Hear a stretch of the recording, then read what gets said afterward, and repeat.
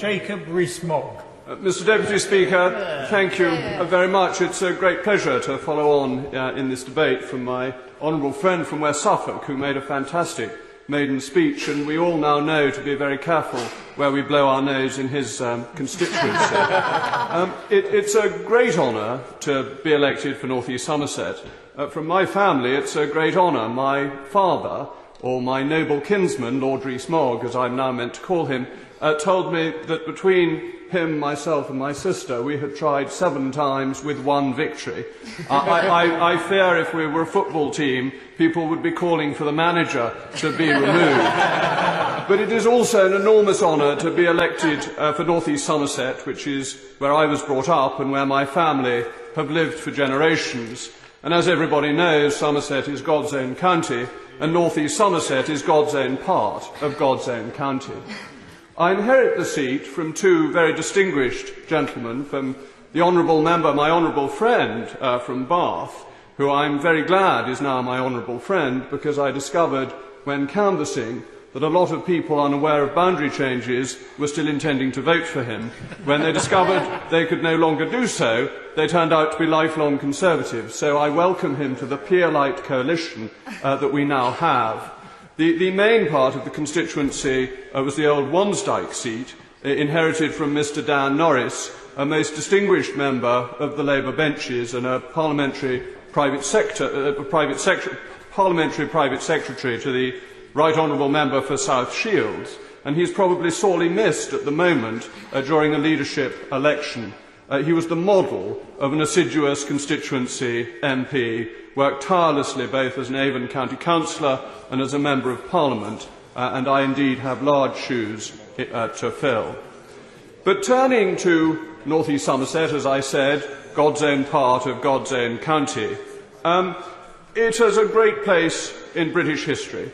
I'm not going to go back at any great length to Bladad, who in 683 BC founded Bath, having gone from North East Somerset and found some pigs who had a skin disease, and they washed in the waters of Bath, and Bladad, father of King Lear, founded Bath from North East Somerset. He's a rather peripheral figure, but Alfred the Great is more substantial. Alfred the Great, you must remember, in 678 AD, was just really having Somerset left. The Danes were all around. They had begun to take over all of Wessex, and they had much of the rest of England. But Alfred brought together the people of Somerset, of Wiltshire, and of parts of Hampshire, and they crossed over from the Somerset levels through North East Somerset to near Chippenham, to Eddington, and there they fought the great battle on which our freedoms depend.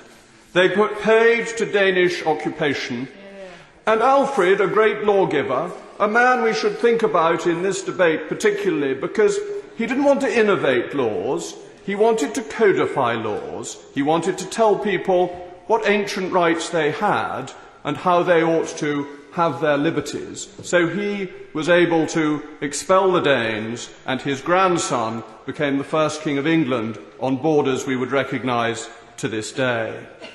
Moving a little bit later, the next great figure from North East Somerset is Alphege, Archbishop of Canterbury, born in Weston, a village bordering North East Somerset and Bath.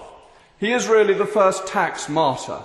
He was called upon to pay the Danegeld, and he took £48,000 to the Danes then at Greenwich and handed it over, and they said, "Mr. Alphege, we would like some more, and if you don't give us more, we're going to hold on to you as a hostage." And Alphege replied that I won't give you more, I will not put higher taxes on my people. I will not have them suffer this imposition. And so they threw ox bones at Alphege until he died.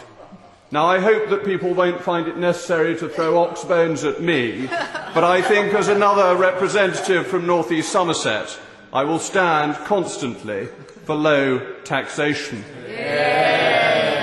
And the final figure I'm going to mention in this great pantheon of wonderful figures from God's own part of God's own county is John Locke, brought up in Boluton, and this really is a sop to the Whig coalition that we now have. The philosopher of the Whigs and in many ways the founder of the Constitution that we now have, and a Constitution that has as its essence that power comes from the people up to the legislature, which is there to supervise the executive.